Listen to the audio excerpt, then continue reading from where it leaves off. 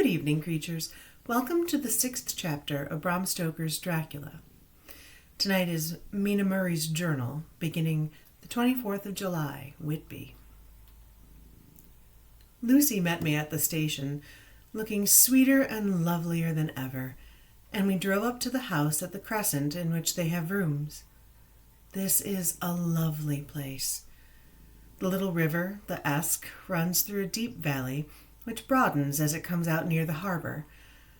A great viaduct runs across with high piers through which the view seems somehow farther away than it really is. The valley is beautifully green, and it is so steep that when you are on the highland on either side, you look right across it, unless you are near enough to see down. The houses of the old town, the side away from us, are all red-roofed and seem piled up one over the other anyhow, like the pictures we see of Nuremberg. Right over the town is the ruin of Whitby Abbey, which was sacked by the Danes, and which is the scene of part of Marmion, where the girl was built up in the wall. It is a most noble ruin, of immense size and full of beautiful and romantic bits. There is a legend that a white lady is seen from one of the windows. Between it and the town there is another church, the parish one, round which is a big graveyard, all full of tombstones. This is, to my mind, the nicest spot in Whitby, for it lies right over the town and has a full view of the harbor and all up the bay to where the headland called Kettleness stretches out into the sea. It descends so steeply over the harbor that part of the bank has fallen away and some of the graves have been destroyed. In one place, the stonework of the grave stretches out over the sandy pathway far below. There are walks with seats beside them through the churchyard, and people go and sit there all day long looking at the beautiful view and enjoying the breeze. I shall come and sit here very often myself and work. Indeed, I am writing now with my book on my lap and listening to the talk of 3 old men who are sitting beside me. They seem to do nothing all day but sit up here and talk. The harbor lies below me with, on the far side, one long granite wall stretching out into the sea, with a curve outwards at the end of it, in the middle of which is a lighthouse. A heavy sea wall runs outside of it. On the near side, the sea wall makes an elbow crooked inversely, and its end, too, has a lighthouse. Between the 2 piers there is a narrow opening into the harbor, which then suddenly widens. It's nice at high tide, but when the tide is out, it shoals away to nothing. There's merely the stream of the Esk running between banks of sand with rocks here and there. Outside the harbor, on this side, there rises for about half a mile a great reef, the sharp edge of which runs straight out from behind the south lighthouse. At the end of it is a buoy with a bell, which swings in bad weather and sends a mournful sound on the wind. They have a legend here that when a ship is lost, bells are heard out on the sea. I must ask the old man about this, as he is coming this way. He's a funny old man. He must be awfully old, for his face is all gnarled and twisted like the bark of a tree. He tells me that he's nearly 100, and that he was a sailor on the Greenland fishing fleet when Waterloo was fought. He is, I am afraid, a very skeptical person, for when I asked him about the bells at sea and the white lady at the Abbey, he said very brusquely, "I wouldn't fash myself about them, miss. Them things all be wore out. Mind, I don't say they never was, but I do say they wasn't in my time. They all be very well for you comers and trippers be the like, but not for a nice young lady like you. Them feet folks from York and Leeds that always be eating carrot herring and drinking tea and looking out to buy cheap jet would create aught. I wonder myself who bothered telling lies to them, even the newspapers, which is full of fool talk." I thought he'd be a good person to learn interesting things from, so I asked him if he would mind telling me something about the whale fishing in the old days. He was just settling himself to begin when the clock struck 6, whereupon he labored to get up and said, I must be going home now, miss. My granddaughter doesn't like to be kept waiting when the tea's ready. For it takes me time to cramble over in the grease, there be so many of 'em, miss, and I lack belly timber sarily by the clock. He hobbled away, and I could see him hurrying as well as he could down the steps. Oh, the steps are a great feature of this place. They lead from the town up to the church. There are hundreds of them, I do not know how many, and they wind up in a delicate curve. The slope is so gentle that a horse could easily walk up and down them. I think they must originally have been something to do with the abbey. I shall go home now, too. Lucy went out visiting with her mother, and as they were only duty calls, I did not go. They will be home by this. 1st of August. I came up here an hour ago with Lucy, and we had the most interesting talk with my old friend and the two who always come and join him. He is evidently the Sir Oracle of them, and I should think must have been in his time a most dictatorial person. He will not admit to anything and downfaces everyone. If he can't out-argue them, then he bullies them and then takes their silence for agreement with his views. Lucy was looking sweetly pretty in her white lawn frock. She's got a beautiful color since she's been here. I noticed that the old man did not lose any time in coming up and sitting near her when we sat down. She's so sweet with old people. I think they all fall in love with her on the spot. Even my old man succumbed and did not contradict her, but gave me double share instead. I got him on the subject of the legends, and he went off at once into some sort of sermon. I must try to remember and put it down. I'll be full talk, lock, stock, and barrel, that's what it be, and naught else. These bands and wafts and bogos and bargas and boggles, all it ain't fit to be sent them barons and Disneyn and women a belderin. They got be naught but air blebs. They all grims and signs and warnings, all be invented by persons ilsome book bodies and railway touters to skewer the scunners haffen as to get folks to do something they don't otherwise incline to do. It makes me ireful to think of them. Why, it's them, and not the content with the printin' lies on the paper and preachin' it from the pulpits, does want to be cuttin' them on the tombstones. Look here all round you, what you art you will, and them stones holdin' up their heads as well as they can out their pride, is a can't. Simply tumblin' down with the weight of the lies wrote upon them. Here lies the body, or sacred to the memory, wrote in all of them, and yet nigh half of them there ain't been no bodies at all, and the memories of them ain't been cared a pinch of snuff about, much less sacred. Lies, all of them, nothing but lies of one kind or another. My God, it'll be a queer scowling in the day of judgment when they come tumbling up here in their death sarks all juped up together trying to drag their tombstones with them to prove how good they was in some trimmelin' and ditherin' with their hands and a dossin' and slippery from lying in the sea that they can't even keep their grup on 'em. I could see from the old fellow's self-satisfied air that the way in which he spoke and looked around to his friends that he was showing off, so I put in a word to keep him going. Oh, Mr. Sales, you can't be serious. Surely these tombstones are not all wrong. Rabblins. There may be poorish few not wrong, savin' where they make out the people too good, for there be folk that do think a bomb'll be like the sea if it only be their own. The whole thing be only lies. Now look at you here. You come here a stranger, and you see this Kirkgarth. I nodded, for I thought better to assent, though I did not quite understand his dialect. I knew it had something to do with the church. He went on.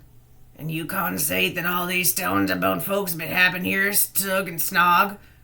I assented again. Then that just be when the lie comes in. Why, there be scores of these lay beds that be tomb as old Dunn's box Friday night. He nudged one of his companions, and they all laughed. And my God, how they could be otherwise. Look at that one, aft us abaft the beer bank. Read it.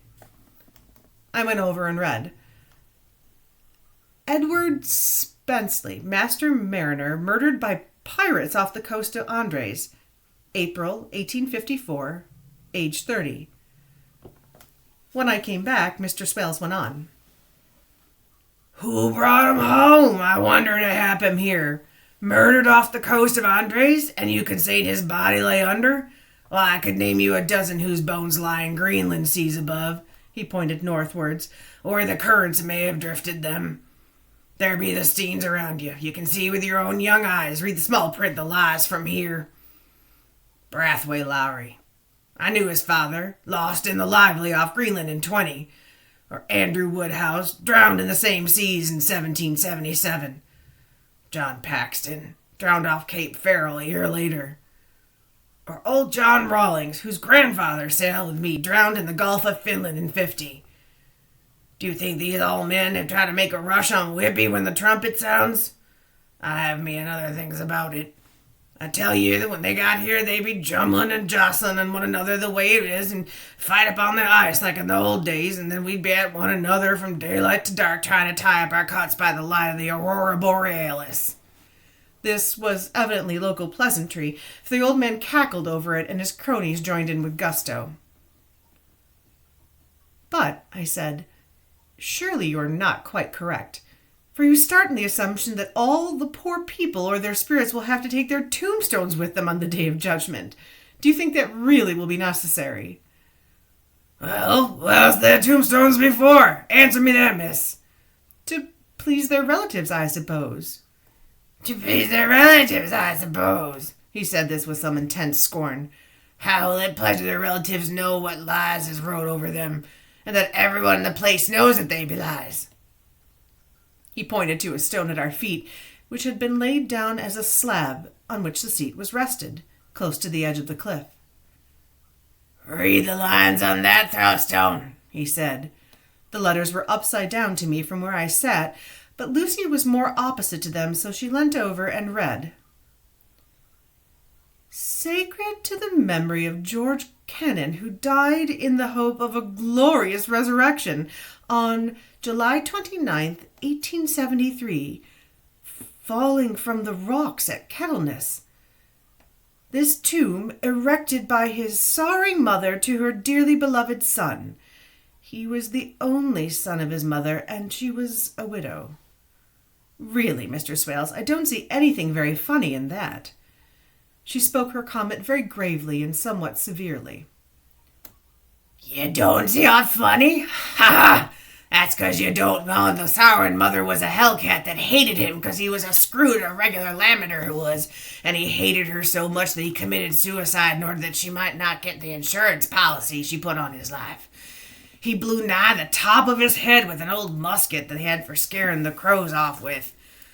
'Twarn't for the crows then, for it brought the clegs and the daups to him, and that's why he fell off the rocks, and is in hopes of a glorious resurrection. I've often heard him say that myself he'd hope he'd go to hell, for his mother was so pious that she'd be sure to go to heaven, and he didn't want to add where she was. Now isn't that stain at any rate? He hammered his stick as he spoke. A pack of lies, and it won't make it in Gabriel's keckles when Georgie comes panting up the greens with his tombstone balanced on his hump and asks it to be taken as evidence.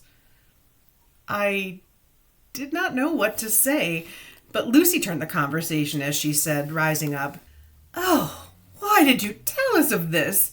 It is my favorite seat, and I cannot leave it, and now I find I must go on sitting over the grave of a suicide. That won't harm you, my pretty. It may make poor Geordie gladsome to have a trim lass sitting on his lap, but it won't hurt you. Why, I've sat here as often in 20 years past and ain't done me no harm. Don't you fash about as it lies under you, or that doesn't lie under either. It'll be time for you to be getting scared when them tombstones all run away with and the place is bare as stubble field. There's the clock. I must be gone with my service to you ladies. And off he hobbled. Lucy and I sat a while, and it was all so beautiful before us that we took our hands as we sat, and she told me all over again about Arthur and their coming marriage. This made me just a little heartsick, for I haven't heard from Jonathan for a whole month.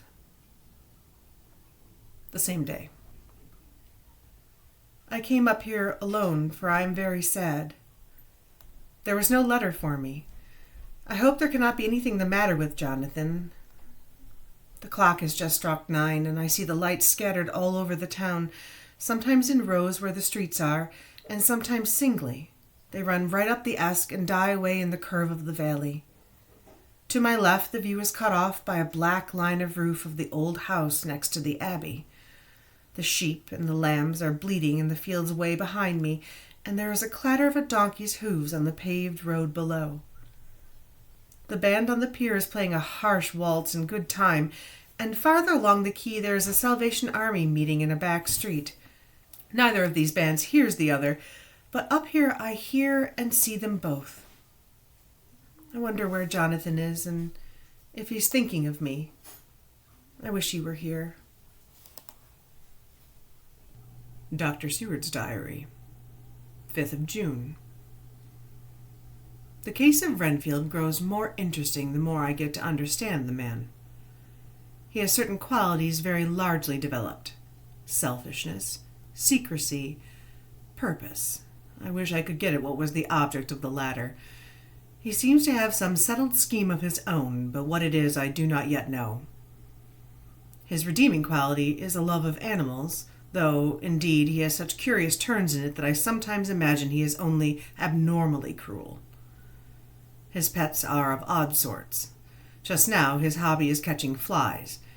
He has at present such a quantity that I've had to make my objection known. To my astonishment, he did not break out into a fury as I expected, but took the matter in simple seriousness. He thought for a moment, and then said, "May I have 3 days? I shall clear them away." Of course. I said that would do. I must watch him. 18th of June. He has turned his mind now to spiders, and has got several very big fellows in a box. He keeps feeding them with his flies, and the number of the latter is becoming sensibly diminished, though he has used half his food in attracting more flies from outside to his room. 1st of July. His spiders are now becoming as great a nuisance as his flies, and today I told him that he must get rid of them. He looked very sad at this, so I said that he must clear out some of them, at all events. He cheerfully acquiesced in this, and I gave him the same time as before for reduction. He disgusted me while I was with him, for when a horrid blowfly, bloated with some carrion food, buzzed into the room, he caught it, held it exultingly for a few moments between his finger and thumb, and before I knew what he was going to do, put it in his mouth and ate it. I scolded him for it, but he argued quietly that it was very good and very wholesome, that it was life, strong life, and gave life to him. This gave me an idea, or the rudiment of one. I must watch now how he gets rid of his spiders. He has evidently some deep problem in his mind, for he keeps a little notebook in which he's always jotting down something. Whole pages of it are filled with masses of figures, generally single numbers added up in batches, and then the totals added in batches again, as though he was focusing some account, as the auditors put it. 8th of July. There is method in his madness, and the rudimentary idea in my mind is growing. It will soon be a whole idea, and then, oh, unconscious celebration, you will have to give the wall to your conscious brother. I kept away from my friend for a few days, so that I might notice if there were any change. Things remained as they were, except that he has parted with some of his pets and got a new one. He has managed to get a sparrow, and has already partially tamed it. His means of taming is simple, for already the spiders have diminished. Those that do remain, however, are well fed, for he still brings in the flies by tempting them with his food. 19th of July. We are progressing. My friend now has a whole colony of sparrows, and his flies and spiders are almost obliterated. When I came in, he ran to me and said he wanted to ask me a great favor, a very, very great favor. As he spoke, he fawned on me like a dog. I asked him what it was, and he said, with a sort of rapture in his voice and his bearing, "A kitten. A A nice, sleek, playful kitten that I can play with and teach and feed and feed and feed. I was not unprepared for this request, for I had noticed how his pets went on increasing in size and vivacity, but I did not care that his pretty family of tame sparrows should be wiped out in the same manner as the flies and the spiders. So I said I would see about it, and asked him if he would not rather have a cat than a kitten. His eagerness betrayed him as he answered, "Oh, yes. Yes, I would like a cat. I only asked for a kitten lest you should refuse me a cat. No one would refuse me a kitten, would they?" I shook my head, and said that at present I feared that it would not be possible, but that I would see about it. His face fell, and I could see a warning of danger in it, for there was a sudden fierce sidelong look which meant killing. The man is an undeveloped homicidal maniac. I shall test him with his present craving, and see how it will work out. Then I shall know more. 10 p.m. I have visited him again and found him sitting in a corner brooding. When I came in, he threw himself on his knees before me and implored me to let him have a cat, that his salvation depended upon it. I was firm, however, and told him that he could not have it, whereupon he went back without a word and sat down, gnawing at his fingers, in the corner where I had found him. I shall see him very early in the morning. 20th July. Visited Renfield very early, before the attendant went his rounds. Found him up and humming a tune. He was spreading out sugar which he had saved on the window, and was manifestly beginning his fly-catching again, and beginning cheerfully and with good grace. I looked around for his birds, and not seeing them, asked him where they were. He replied without turning around, and said that they had all flown away. There were a few feathers about the room, and on his pillow a drop of blood. I said nothing, but went on and told the keeper to report to me if there was anything odd about him during the day. 11 a.m. The attendant has just been to see me to say that Renfield has been very sick and disgorged a whole lot of feathers. "My belief, doctor," he said, "is that he has eaten the birds, and that he just took and ate them raw." 11 p.m. I gave Renfield a strong opiate tonight, enough to make even him sleep, and took away his pocketbook to look at it. The thought that has been buzzing about my brain lately is complete, and the theory proved. My homicidal maniac is of a peculiar kind.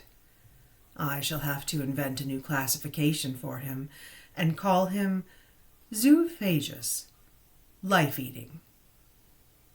What he desires is to absorb as many lives as he can, and has laid himself out to achieve it in a cumulative way. He gave many flies to one spider, and many spiders to one bird, and then wanted a cat to eat the many birds. What would have been his later steps? It would almost be worthwhile to complete the experiment. It might be done if there were only a sufficient cause. Men sneered at vivisection, and yet look at its results today. Why not advance science in its most difficult and vital aspect, the knowledge of the brain? Had I even the secret of one such mind, did I hold the key to the fancy even of one lunatic, I might advance my own branch of science to a pitch compared with which Burton Sanderson's physiology or Ferrier's brain knowledge would be as nothing. If only there were sufficient cause. I must not think of it too much, or I may be tempted. A good cause might turn the scale with me, for may not I too be of an exceptional brain, congenitally?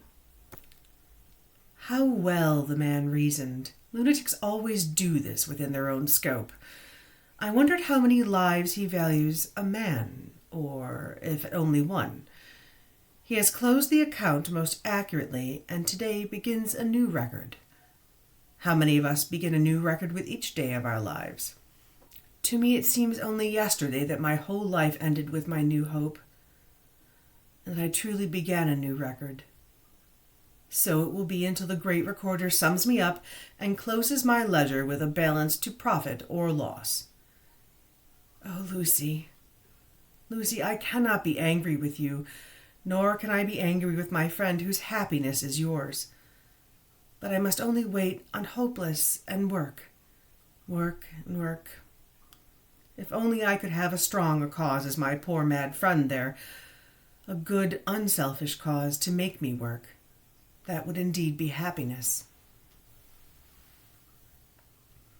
26th of July. Mina Murray's journal. I am anxious, and it soothes me to express myself here. It is like whispering to oneself and listening at the same time. And there is also something about the shorthand symbols that makes it different from writing. I am unhappy about Lucy and about Jonathan. I had not heard from Jonathan for some time and was very concerned, but yesterday dear Hawkins, who is always so kind, sent me a letter from him. I had written asking to see if he had heard, and he said the enclosed had just been received. It is only a line, dated from Castle Dracula, and says that he is just starting out for home. That is not like Jonathan.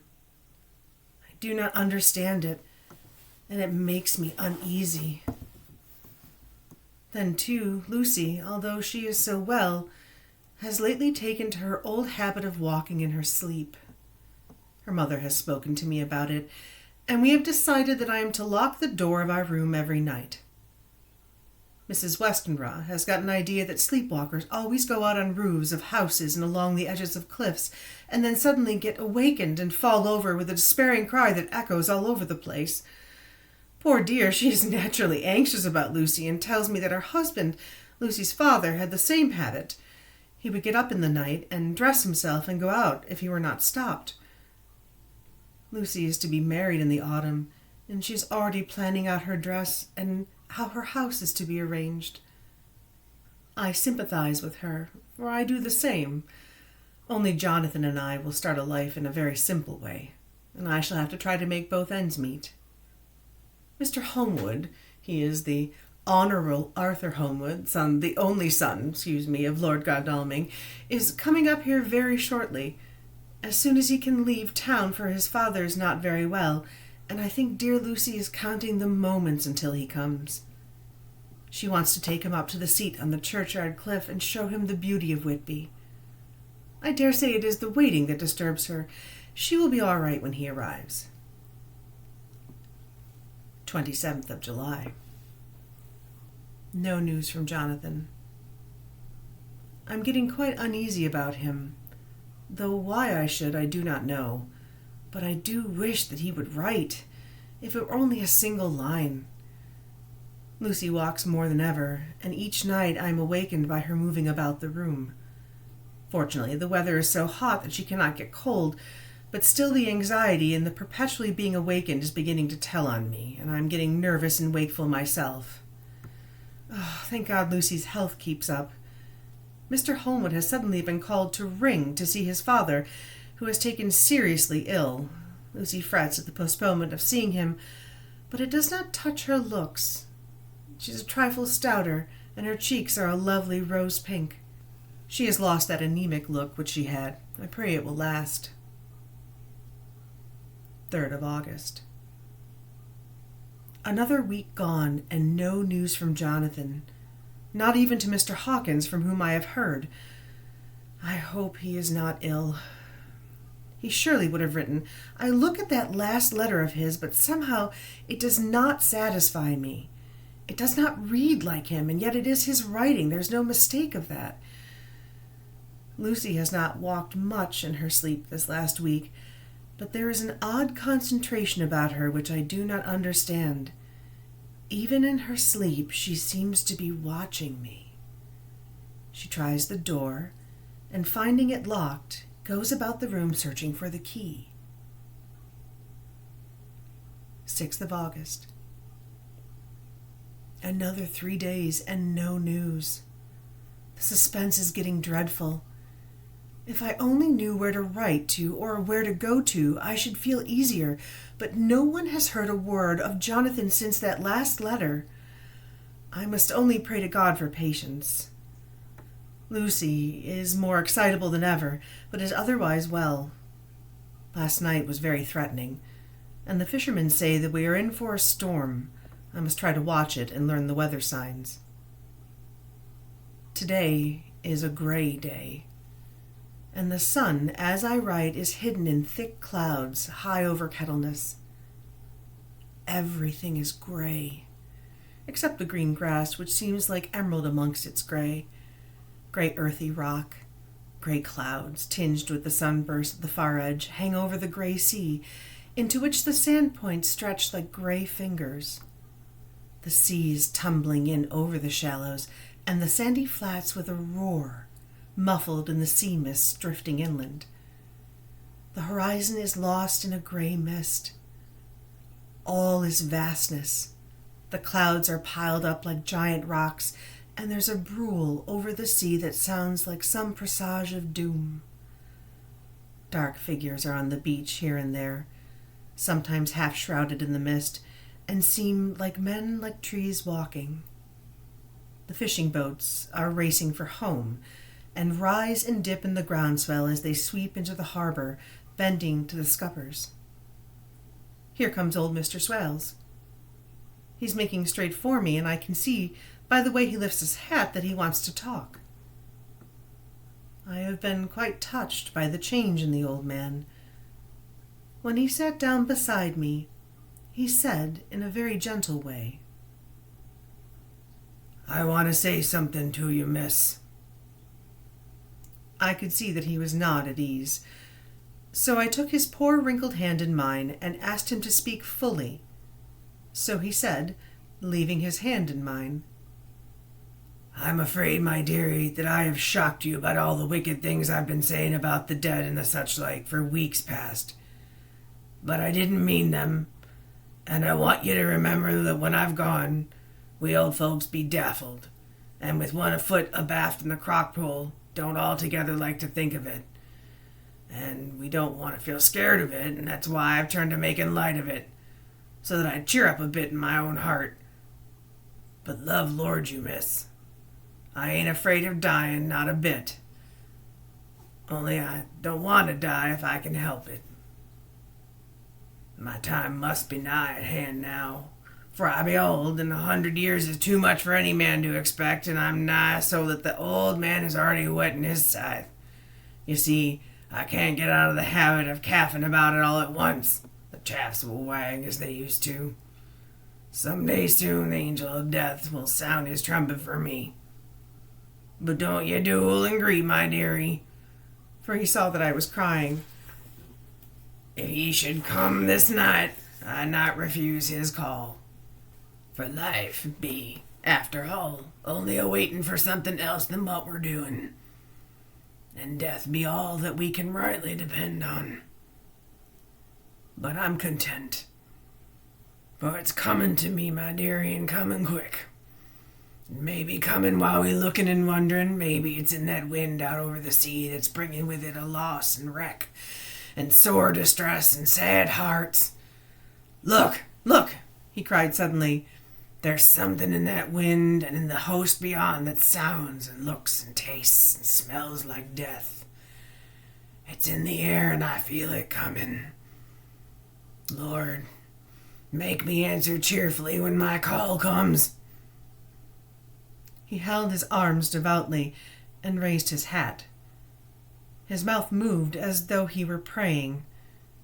After a few minutes' silence, he got up, shook hands with me, and blessed me, and said goodbye and hobbled off. It all touched and upset me very much. I was glad when the Coast Guard came along with his spyglass under his arm. He stopped to talk with me, as he always does, but all the time looking at a strange ship. I can't make her out," he said. "She's a Russian by the look of her, but she's knocking about in the queerest way.